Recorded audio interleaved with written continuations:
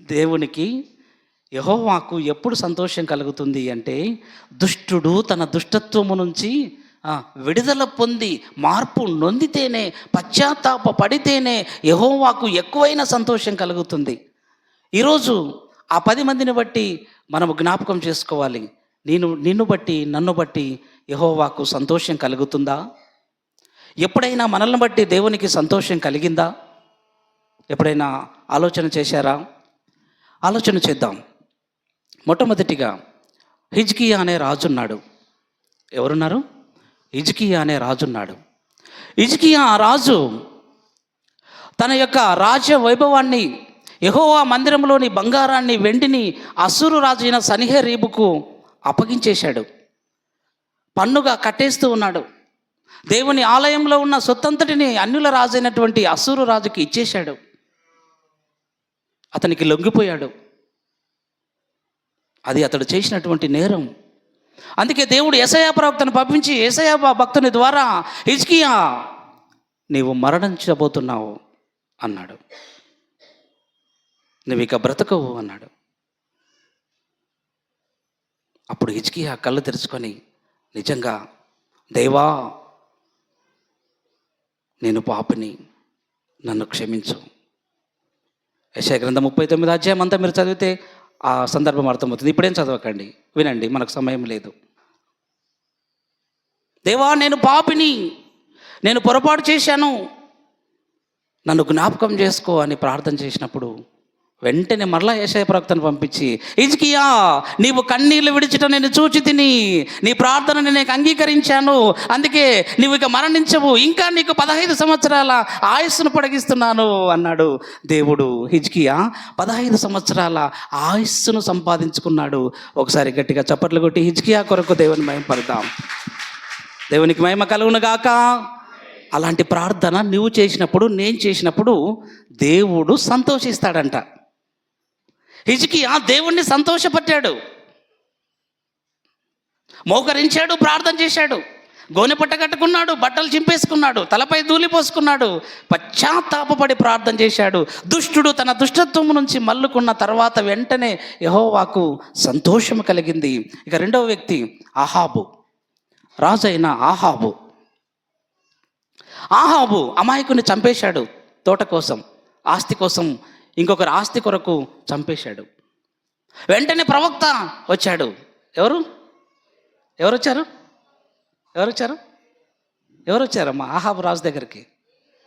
ప్రవక్త అయిన ఏలియా వచ్చాడు. హిజ్కియా, ఆహాబు, నీ యొక్క రాజ్యంలో పేదవాడైనా ఎవరైనా అతని రక్తాన్ని, అతని ద్రాక్ష తోట కొరకు చంపేశావు, అతని రక్తము నేల ఒలికింది. ఏ స్థలం అందైతే అతని రక్తం, ఎవరైనా ఏ స్థలం అందైతే నాబోతు రక్తమును కుక్కలు నాకాయో అదే స్థలం అందే ఆహాబు నీ రక్తము కూడా కుక్కలు నాకుతాయి, ఆ స్థలం అందే అని ఏలియా ప్రవక్త వచ్చి గద్దించే వరకు, అమ్మో ఇంత పెద్ద శిక్షణ అని ఆహాబు ఏం చేశాడంటే వెంటనే పశ్చాత్తాపపడి మొదటి రాజులు 22 అధ్యాయం అంతా ఈ హిస్టరీ ఉంటుంది, మీరు తర్వాత చదువుకోండి. ఇప్పుడు ఎవరు చూడొద్దండి, మనకు సమయం లేదు. కాబట్టి నా ప్రేమైన వారలారా, ఆహాబు వెంటనే మోకరించి గోనెపట్ట కట్టుకొని తలపై ధూళి పూసుకొని, దేవా నేను చేసింది తప్పే అని పశ్చాత్తాపడి ప్రార్థన చేశాడు. అప్పుడు దేవునికి ఆనందము, సంతోషము కలిగి వెంటనే ప్రవక్త అయిన ఏలియాని పంపిస్తున్నాడు. ఏలియా, ఆహాబు తగ్గించుకొనుట నేను చూశాను, ఆహాబు పశ్చాత్తాపడటం నేను చూశాను, అందుకని ఈ శిక్షను ఆహాబు కాలంలో రాకుండా అతని కుమారుని కాలంలో ప్రవేశపెడదాం, ఈ విషయం ఆహాబుతో చెప్పగలవా అని చెప్పాడు. ప్రార్థన చేసి పశ్చాత్తాపడినప్పుడు దేవుడు సంతోషించాడు. మూడవ వ్యక్తిని కనుక మనం ఆలోచన చేస్తే, నినివే పట్టణస్థుల పాప స్థితి సొదొమ గొమొర్రాల కంటే భయంకరమైనటువంటి పాపులుగా మారిపోయారు నినివే పట్టణస్థులు. వారు మరణించబోతున్నారు. ఇక 40 దినములలో ప్రార్థన చేశారు రాజుతో సహా. వెంటనే దేవుడు వారి పశ్చాత్తాపాన్ని గుర్తించి, వారి యొక్క తగ్గింపును గమనించి హృదయమందు సంతోషించిన వాడై, యోనా నినివే పట్టణాన్ని నేను నాశనం చేయను, ఒకడు తగ్గించుకొని పశ్చాత్తాపడి విరిగిన హృదయంతో తన తప్పును ఒప్పుకున్నప్పుడు నాకు నిజమైన సంతోషం కలుగుతుందని నినివే పట్టణాన్ని క్షమించి వదిలేశాడు. ఒక దుష్టుడు తన దుష్టత్వం నుండి పశ్చాత్తాపడి మార మనసు పొందితే అందువలన కదా నేను సంతోషించేది అన్నాడు. దేవునికి ఎప్పుడు సంతోషం కలుగుతుంది అంటే, యెహోవాకు ఎప్పుడు సంతోషం కలుగుతూ ఉంది అంటే, ఆహాబు తగ్గించుకున్నప్పుడు, నినివే పట్టణస్తులు తగ్గించుకున్నప్పుడు, హిజ్కియా తగ్గించుకున్నప్పుడు, తప్పును ఒప్పుకున్నప్పుడు యెహోవాకు నిజమైన సంతోషం కలిగింది. దావీదు విషయం 4వదిగా ఆలోచన చేద్దాం. దావీదు చంపేశాడు ఒక సైనికుణ్ణి. అప్పుడు ప్రవక్త వెళ్ళి, దావీదు మహారాజా, నీవు ఈ యొక్క హత్య చేశావు కనుక తప్పు చేశావు, నీకు నీ ఇంటి వారికి సదాకాలం యుద్ధం కలుగునుగాక అన్నాడు. నీకు పుట్టిన కుమారులే నీ మీదికి విరోధంగా కత్తి దూస్తారు అని వచ్చి చెప్పాడు దావీదు మహారాజుకు. ఎవరా ప్రవక్త? చెప్పాలి. ఇవన్నీ మీరు నేర్చుకోవాలి. పెద్దలైన వారు, చిన్నలైన వారు అందరూ నేర్చుకోవాలి. మనం దైవ సేవకుడిని ఎందుకు పెట్టుకున్నామంటే ఇవన్నీ నేర్చుకోవడానికే. దైవ సేవకుడు ఎందుకున్నాడు అంటే ఇవన్నీ నేర్చుకోవడానికి. ఇవన్నీ నేర్పిస్తాను మీకు. ఎవరైనా వచ్చి అడిగితే మనకు ఏం తెలియదు అనుకుంటారు కదా. దావీదు మహారాజు దగ్గరకు ప్రవక్త వెళ్ళి నీ కుటుంబానికి సదాకాలం యుద్ధం కలుగునుగాక, నీ గర్భాన పుట్టిన కుమారులే నీ మీదకు కత్తి దూవుతారు అన్న వెంటనే దావీదు మహారాజు ఏం చేశాడంటే, కీర్తన 51లో ప్రార్థన, పశ్చాత్తాపముతో కూడిన ప్రార్థన.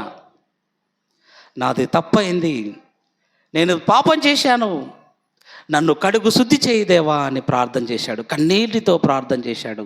వెంటనే దేవుడు దావీదు విషయంలో సంతోషించి, ఆ ఒక్క విషయంలో తప్ప, ఊరియా విషయంలో తప్ప, నా యొక్క సేవకుడైన దావీదు నా హృదయానుసారుడు, నా ఉద్దేశములన్నీ నెరవేర్చువాడు అని అప్పుడు దేవుడు ఆనందించాడు. దేవునికి మహిమ కలుగునుగాక. ఎప్పుడు సంతోషించాడు దేవుడు? దావీదు పశ్చాత్తాపడ్డప్పుడు దేవుడు సంతోషించాడు. ఆహాబు పశ్చాత్తాపడినప్పుడు యెహోవా సంతోషించాడు. నినివే పట్టణస్తులు పశ్చాత్తాపడినప్పుడు యెహోవా సంతోషించాడు. ఈరోజు నిన్ను బట్టి, నన్ను బట్టి దేవుడు సంతోషిస్తున్నాడా? ఇక కృత నిబంధనలోకి వస్తే 5వదిగా పాపాత్మురాలైన స్త్రీ పశ్చాత్తాపడి నేను పాపం చేశాను, కన్నీటితో ఆయన పాదములు కడిగి తల వెంట్రుకలతో పాదములు తుడిచింది. అమ్మా, నువ్వు నన్ను విస్తారంగా ప్రేమించావు కనుక నీ విస్తార పాపములు క్షమించబడ్డాయి. అప్పుడు పరలోకమందున దేవుడు ఈమెను బట్టి నేను ఆనందించుతున్నాను అన్నాడు. యెహోవాకు ఎప్పుడు సంతోషం కలుగుతుందంట? ఒక పాపాత్మురాలైన స్త్రీ తన పాపాన్ని విడిచిపెట్టి తిరిగినప్పుడు యెహోవాకు ఎక్కువైన సంతోషం కలిగింది. ఈరోజు మనల్ని బట్టి దేవుడు సంతోషించాలి. 6వదిగా పేతురు పశ్చాత్తాపడ్డాడు. మీకు తెలుసా? పేతురు కూడా పశ్చాత్తాపడ్డాడు. తలుపులు వేసుకొని గదిలో పశ్చాత్తాపడ్డాడు. దేవా, అనవసరంగా యేసయ్యను పట్టించాను, అనవసరంగా అబద్ధం ఆడాను, నన్ను క్షమించుమని తలుపులు వేసుకొని పశ్చాత్తాపడ్డాడు. అప్పుడు దేవుడు పేతురు విషయంలో సంతోషించాడు. ఇక 7వదిగా సిలువలో దొంగ పశ్చాత్తాపడ్డాడు. నేను పాపిని, నేను చేయని తప్పు లేదు, నన్ను క్షమించి నీ రాజ్యంలో జ్ఞాపకం చేసుకోమని దొంగ ఎప్పుడైతే తగ్గించుకొని పశ్చాత్తాపడ్డాడో అప్పుడు పరలోకమందు ఎక్కువైన సంతోషం కలిగింది. ఇక 8వదిగా జక్కయ్య పశ్చాత్తాపడ్డాడు. నేను ఎంతోమందితో అన్యాయంగా, అక్రమంగా ఆస్తులు సంపాదించాను, ఎంతోమందిని మోసం చేసి డబ్బు సంపాదించాను, అవన్నీ కూడా ప్రభువా నేను తిరిగి ఇచ్చేస్తానని పశ్చాత్తాపడ్డాడు. అప్పుడు పరలోకమందు ఎక్కువ సంతోషం కలిగింది. ఇక 9వదిగా తప్పిపోయిన కుమారుడు, నేను తప్పు చేశాను, పరలోకమునకు నీకును విరోధంగా పాపం చేశానని ఎప్పుడైతే తన తప్పు ఒప్పుకున్నాడో అప్పుడు పరలోకమందు ఎక్కువ సంతోషము, తండ్రి ఇంటిలో ఎక్కువ ఆనందం కలిగింది. ఇక 10వదిగా అపోస్తులైనటువంటి పౌలు, నేను పాపులలో ప్రధాన పాపిని, నేను హింసకుడను, దూషకుడను, నేను ఎంతోమంది భక్తులను శిక్షించాను, బంధించాను, లాక్కెళ్ళాను, చెరసాల్లో వేయించాను. దేవా, నన్ను నువ్వు వాడుకుంటావా? నేను నీ పాత్రగా కావాలా అని ఎప్పుడైతే పౌలు పశ్చాత్తాపడి ప్రార్థన చేశాడో, అపోస్తుల కార్యములు 22, అపోస్తుల కార్యములు 9వ అధ్యాయాలు మీరు చదివితే అర్థమవుతుంది. కాబట్టి ఈరోజు దేవుడు ఆ రోజు ఒక హిజ్కియా ద్వారా దేవుడు ఆనందపడ్డాడు, ఒక అహాబు వలన సంతోషించాడు, ఒక నినివే పట్టణం వల్ల దేవునికి సంతోషం కలిగింది, ఒక దావీదు వలన దేవునికి సంతోషం కలిగింది, పాపాత్మురాలైన స్త్రీ వలన, పేతురు వలన, దొంగ వలన, జక్కయ్య వలన, తప్పిపోయిన కుమారుని వలన, అపోస్తులైనటువంటి పౌలు వలన దేవునికి ఎక్కువైన సంతోషం ఆ రోజు కలిగింది. ఈరోజు నీవు పశ్చాత్తాపడితే, నేను పశ్చాత్తాపడితే, మనమందరం కూడా పశ్చాత్తాపడి దేవుని సన్నిధిలో దుష్టత్వం నుంచి కొలపబడి మరలుకొని మనసు మార్చుకుంటే యెహోవా సంతోషించేవాడై ఉన్నాడు. ఒకవేళ మనము మన మనసు మార్చుకోకపోతే ఆయన సంతోషించడానికి బదులు, మనసు మార్చుకున్నారని ఆనందించడానికి బదులు, వీళ్ళు మనసు మార్చుకోలేదు అని సంహరించటానికి సంతోషిస్తాడంట. మనల్ని చంపివేయటానికి సంతోషించువాడంట దేవుడు. చూడండి, ఏది కావాలి, ఏ విషయంలో దేవుణ్ణి మనం సంతోషపడదాం? మారి సంతోషాన్ని కలిగిద్దామా? మారకుండానే సంహరించటానికి ఆయనను మనము సిద్ధపరిచి అలాంటి సంతోషం ఆయనకిద్దామా? కాబట్టి నా ప్రేమైన వారలారా, దేవుని బాధను, దేవుని కన్నీటిని మనం అర్థం చేసుకొని మనము కూడా పశ్చాత్తాపడదాం. మనము కూడా కన్నీటితో ప్రార్థన చేద్దాం. మన పాపముల విషయమై ప్రార్థన చేద్దాం. అప్పుడే దేవునికి ఎక్కువైన సంతోషం కలుగుతుందని వాక్యములో మనం చదువుకున్నాం. ఈ యొక్క మధ్యాహ్న కాలంలో ఆరాధనకు వచ్చినటువంటి నా ప్రియమైన దేవుని సంగమా, మనము మన ఎడల దేవుడు సంతోషించాడా ఏ రోజైనా? అందుకనే బైబిల్ పఠనం చదివించాడు మన సోదరుడు. పేతురుపత్రిక 2వ పేతురుపత్రిక 1:17 మనం చదువుకున్నాం. ఈయన నా యొక్క నిజమైన కుమారుడు, ఈయన నా ప్రియ కుమారుడు, ఈయన యందు నేను ఆనందించుచున్నాను అన్నాడు. అలాంటి మాట నీ విషయంలో, నా విషయంలో దేవుడు చెప్పాలి. బాలుడుగా ఉన్నప్పుడు యేసుప్రభు వారు గోలిలాట ఆడుకోలేదు. నేను నా తండ్రి పనుల మీద ఉండవలనని మీరు ఎరగరా? ఆ మాట అన్నప్పుడు అప్పుడు పరలోకమందున తండ్రి ఆనందించాడంట. ఈయన యందు నేను ఆనందించుచున్నాను అన్నాడు. మన పిల్లల యందు దేవుడు ఆనందిస్తున్నాడా ఈరోజు? నిన్ను బట్టి దేవుడు ఆనందిస్తున్నాడా ఈరోజు? మనల్ని బట్టి దేవుడు ఆనందిస్తున్నాడా? ఈరోజు ఆదివారం నేను చర్చికి వెళ్తాను అని ఇంటి దగ్గర మనం రెడీ అవుతున్నప్పుడు నిన్ను బట్టి యెహోవా ఆనందిస్తాడు.